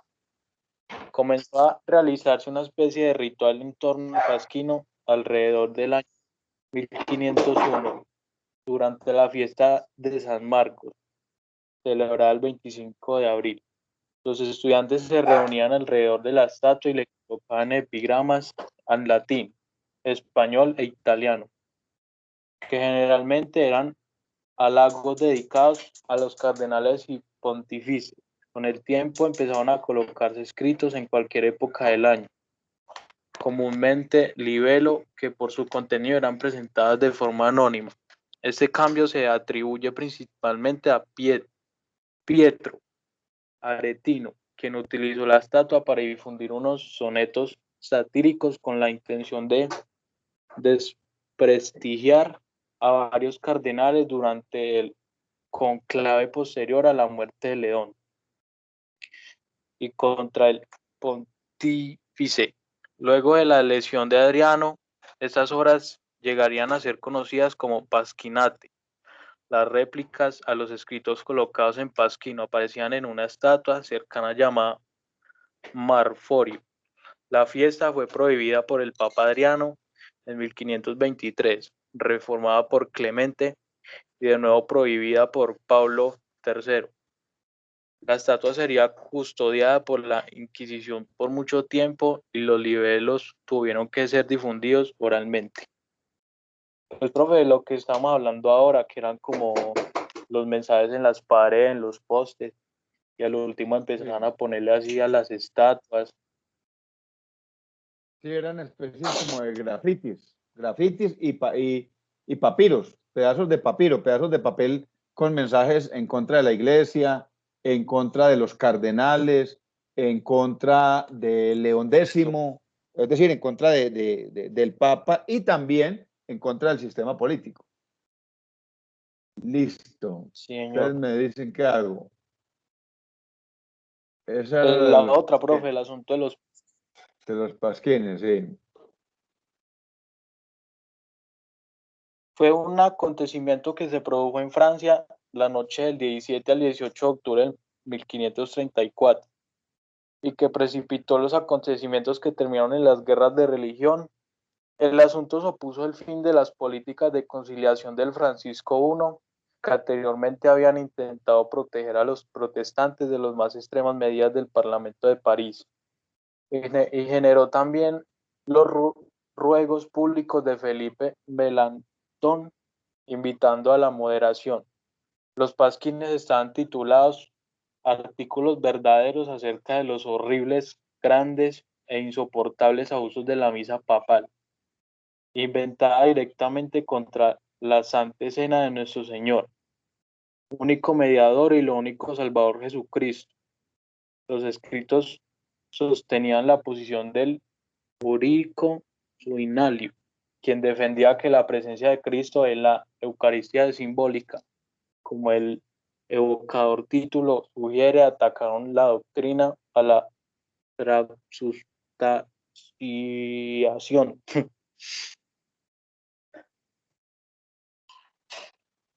Pues ahí también quiero explicar que ponían como pasquines con mensajes ahí como en iglesias y como mensaje a los papas, hacia personas allá. Bueno, sí. Yo veo que ustedes consultaron toda la parte de los pasquines. Lo que pasa es que la evolución de los pasquines, usted encontró algo exactamente sobre la Nueva Granada, sobre Colombia. No. O todo lo que encontró los pasquines fue el movimiento francés. Sí, en Colombia encontró algo. Sí, profe, claro. Sí. Bueno. ¿Qué encontró de la parte de la Nueva Granada? O sea, ¿quiénes lideraron en la Nueva Granada, hoy Colombia? ¿Quiénes lideraron, o quién lideró, o quiénes fueron los líderes de ese movimiento llamémoslo así, de mensajes, de grafitis? ¿Quiénes lo lideraron? Recuerda, sí. No me acuerdo, profe, creo que fue en Francia, algo así. Sí, a ver, en Francia, es decir, nosotros somos el reflejo, nosotros como país, y la historia de nuestro país es el reflejo de lo que ha sucedido en otras regiones del mundo. Sobre todo tenemos unos orígenes sociales, culturales, políticos y religiosos muy arraigados en Europa. Entonces, por ejemplo, cuando hablamos de la traducción de los derechos humanos por parte de Antonio Nariño, se tradujeron del francés. O sea, tuvimos una influencia muy fuerte de lo que sucedía para ese entonces, 1790, 1794 a 1800, lo que sucedía en Francia y lo que estaba sucediendo en Europa. Y el tema de los pasquines, lógicamente, como usted lo acaba de explicar, tuvo sus orígenes allá en Francia, tuvo sus orígenes en Europa, pero aquí en Colombia, y por eso pues lo menciono, aquí en Colombia el movimiento lo lideraron estudiantes, ¿ya? Así como lo vamos a ver dentro de 8 días, cuando las compañeras nos hablen de la séptima papeleta, hágale de Santiago. Fueron estudiantes los que lo lideraron. Sí, profe, es que un colegio El Rosario. El colegio El Rosario de Santa Fe de Bogotá. Santa Fe de Bogotá, sí. Exactamente. Entonces ellos empezó a llegar literatura de Europa. Empezó a llegar literatura, pero los libros que llegaban, en su mayoría, eran libros prohibidos. Entonces ellos cargaban los libros debajo del brazo, cargaban los libros prohibidos debajo de las ruanas, debajo de los ponchos, y de ahí sacaban frases y sacaban algunos artículos, algunos escritos, que era con lo que ellos estaban haciendo la revolución. Entonces yo lo que quería que se destacara muy bien es que en la Nueva Granada la revolución de los pasquines la hicieron estudiantes, ¿ya? Para que nos diéramos cuenta cómo los estudiantes han construido, han moldeado la historia del país. La Constitución de 1991 nace de un grupo de estudiantes y muchos en Colombia hemos tenido la influencia, por ejemplo, del movimiento estudiantil latinoamericano, que viene de mediados del siglo pasado y que ha tenido su incidencia en Colombia. En el año 2018, 2017, 2018, hubo un gran paro nacional estudiantil liderado inclusive por estudiantes de universidades privadas, universidades como la Javeriana, como la Jorge Tadeo, como la Libre, que nunca se pensaba que salieran a huelgas y fueron los que lideraron el movimiento estudiantil de este siglo. Pero el movimiento estudiantil en Colombia tiene sus orígenes en la revolución de los pasquines. Ya entonces, si quieren, nos ponemos de acuerdo para que socialicemos el resto del tema. Puede ser a través de mi WhatsApp. Sí, compañero de lucha. Ya puedo arreglar el problema con el audio. Entonces, si puedo hacer la parte. La parte suya, listo, Andrés. Ahí se está viendo la presentación, la de los comuneros. Ahí la está viendo, Andrés. Sí, señor. Listo, bien pueda. Bueno, la Revolución de los Comuneros fue un movimiento armado que tuvo lugar en la Nueva Granada en marzo de 1781. Sí. Hubo múltiples protestas que se generaron por la creación de leyes por parte de la monarquía española, dando como consecuencia al aumento de impuestos a la población de las colonias. Estas protestas tuvieron lugar mayormente en el corregimiento de Socorro, a lo que hoy hace parte como un departamento del Santander. Sí. Al principio la revuelta estuvo protagonizada por las clases sociales más desfavorecidas, pero pronto se amplió y contó con el respaldo de los criollos más adinerados. Estos últimos también se vieron muy afectados por la subida de las tasas a los impuestos, ya que le subieron a como los productos más esenciales en ese tiempo. O sea, una reforma tributaria, ¿sí o no? Sí, más o menos así, profe. Cuando la situación se calmó un poco, las autoridades del virreinato desconocieron las capitulaciones y capturaron a los líderes revolucionarios. No obstante, esta insurrección está considerada como uno de los primeros movimientos de los que se produjo para alcanzar la independencia. Siga, profe, por favor. Listo. Algunas causas de la revolución. La principal causa, pues, fue la imposición de los impuestos y la subida de los impuestos que ya estaban vigentes. Por ejemplo, las reformas fiscales impuestas por la corona provocaron que la población de la Nueva Granada tuviera que soportar una mayor carga tributaria. Las crecientes tasas hizo que terratenientes y pequeños propietarios tuvieran reducidas sus opciones de expandirse a nuevos lugares. El incremento de impuestos como el los estancos de tabaco y al aguardiente o la armada de Valorvento los dejan en una peor situación económica en la que ya estaban. Continúe, profe. Listo. Consecuencias de la revolución. La revolución estalló el 16 de marzo de 1781 en la localidad del Socorro.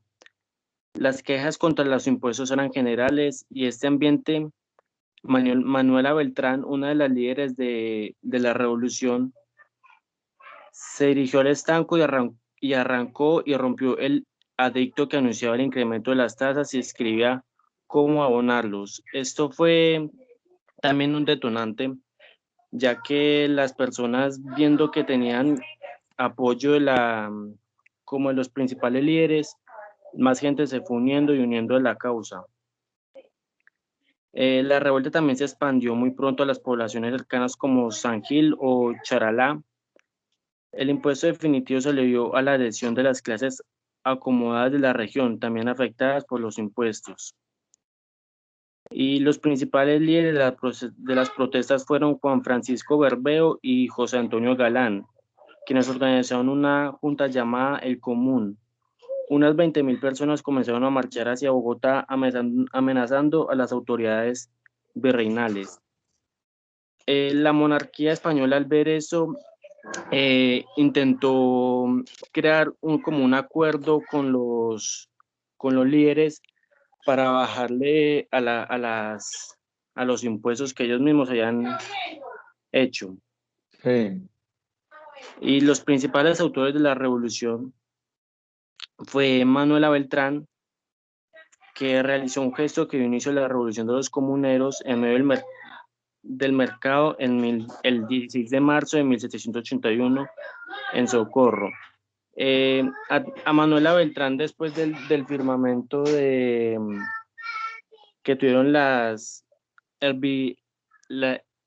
monarquía española y los líderes, ella fue capturada poco tiempo después y murió fusilada. José Galán nació en Charalá, era de un origen muy humilde, ni siquiera pudo estudiar. Durante su infancia, según los historiadores, era analfabeta y solo sabía firmar. Después de firmarse las capitulaciones, Galán desconfió de las intenciones de las autoridades del virreinato, pero más sin embargo fue capturado y fue ahorcado el 19 de marzo de 1782. Y el último, Juan Francisco Berbeo, era natural de la localidad en la que comenzó la revolución, o sea, el Socorro. Una vez comenzada la sublevación, se convirtió en comandante general de los comuneros. Como comandante participó en las negociaciones que dieron lugar a las capitulaciones de Zipaquirá. Él fue arrestado, pero fue el único que se salvó de ser condenado a muerte por la monarquía española. Señor. Bueno. Pregunta, compañeros de lucha. Como ustedes mismos lo mencionaban, la revolución de los comuneros tuvo sus orígenes, hablando en términos de actualidad, en una reforma tributaria. Es decir, los gobiernos ahorcando los pueblos con el tema de nuevos impuestos, de nuevas alcabalas, de nuevos tributos. Y miren, gente humilde, o sea, cómo Colombia ha vivido situaciones similares a las que está viviendo hoy desde tiempos inmemoriales. Y cómo estos líderes murieron, entre otras cosas, por la mentira del Estado, porque el Estado les dijo, venga, firmemos acá en Zipaquirá, llegaron a unas capitulaciones y les dijeron, devuélvanse para el Socorro. José Antonio Galán quiso seguir la marcha hacia Bogotá, pero ya la gente estaba dispersada. Había logrado convocar, estamos hablando de muchísimo tiempo, y logró convocar mucho más de 20.000 personas que lo acompañaban en esa marcha desde Santander, que era a pie, no es otra cosa. Es muy diferente a lo que se vive hoy en día. Hoy en día se promueven las mingas y se van en buses. Vimos a los indígenas del Cauca en camionetas de muy alta gama. En ese entonces era a pie. Entonces, dos temas bien importantes. La revolución de los pasquines en relación con la participación de los estudiantes en el pronunciamiento del pueblo, los estudiantes promoviendo que el pueblo se pronuncie ante gobiernos que algunos terminan siendo tiranos. Y el otro, los campesinos, porque la revolución de los comuneros, los comunes eran campesinos. Ustedes miraban ahí la historia de José Antonio Galán, escasamente sabía firmar. Dice la historia que él murió ahorcado, pero que también su cuerpo fue desmembrado y fue ubicado en el Socorro, en las 4 esquinas del parque, como escarmiento para que nadie más hiciera revolución. Muchachos, muchas gracias. Compañeros de lucha, les quiero preguntar a Luis Eduardo. Luis Santibáñez, ¿está todavía con nosotros?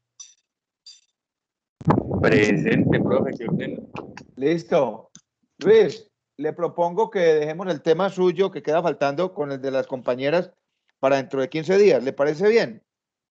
Como ordene, profe, de una. La historia del M-19, Luis Santibáñez. Esa historia que nace en un tema político, cómo se convierte en un momento de la historia de Colombia en temas de reconocimiento como terrorista, y cómo termina cediendo las armas y convirtiéndose en un grupo político significativo del país y aportante a la Constitución de 1991. Y no cuento más, porque la película la va a contar don Luis Santibáñez. ¿Estamos de acuerdo, Luiseño? Sí, señor, enterado. Listo, para dentro de 15 días. Recuerden que dentro de 8 días entonces no vamos a tener el encuentro de este foro permanente, sino que vamos a participar en la TECUR, Tertulia Cultural Universidad Remington. Ya me comentaban ustedes que ya empezó a llegar el enlace, entonces dentro de 8 días yo voy a estar muy pendiente para verlos ahí, tomarles la asistencia, pero más que asistencia obligatoria es participemos de la TECUR, que es bacana. Se va a hacer desde Salento, es una actividad institucional y todos pues estamos invitados a ser parte de esas actividades como comunidad educativa que somos. A los que han participado, felicitarlos. Yo sé que se enamoraron de sus temas, yo sé que muchos de estos temas son nuevos para ustedes. Muchas de las cosas que vieron en el documental ni siquiera ustedes la habían tenido en su mente, como el horror que ha vivido nuestro país de la guerra, del narcotráfico, de la violencia contra los niños, de la violencia contra la mujer, de la violencia contra los líderes en nuestro país, que es historia, pero que se sigue dando. Entonces, con este discurso político, me despido, agradeciéndoles la participación. Vamos muy bien. Quedan faltando las 3 compañeritas, que lo vamos a hacer dentro de 8 días. Daniela, Mayra y Diana, perdón, dentro de 15. y mi compañero y colega Luis Eduardo Santibáñez. Un abrazo, feliz noche para todos, feliz fin de semana y nos vemos el jueves en la TECUR, ¿de acuerdo? Igual, profe, muchas Igualmente, profe, gracias. que esté Feliz bien. noche. Dios los bendiga. Hasta luego, Pasen profe. muy bien. Bueno, un abrazo, que descansen. Hasta luego, profe. Chao. Chao. Hasta Chao, luego, Carol. que descansen. Chao, Geraldine.